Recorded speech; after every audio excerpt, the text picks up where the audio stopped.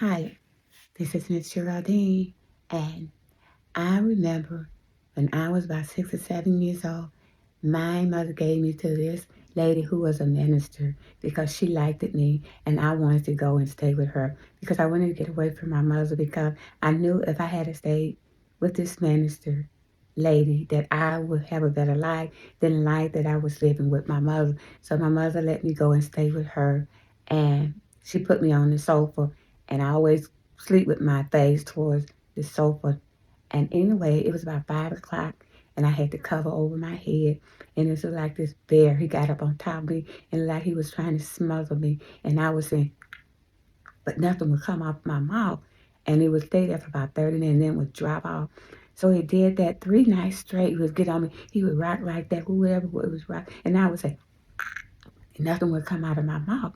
So I complained to her. I was 6, 7 years old. And I said, every night about 5 o'clock, something would get on me and it was rock. And it would stay there for when the day break and it fall off. So she had a husband that was very heavy set. So she thought it was him. So she said, oh, I better take this girl back home to her mother. And she took me back home. And I was so sad because I wanted to stay with her. But I know that God knows what was best for me to be back with my mother. Anyway, when I got back home, do you know that things happened to me? I was laying in the bed with my mother, and it was on my side. It was rocking. And I said, and I couldn't say nothing. So I knew that that was the devil. He didn't want me to be with that woman. That's why he wanted me to go back to my mother and be with her. But he didn't know that God had a plan for me, that he was going to save my soul. It might have took a long time.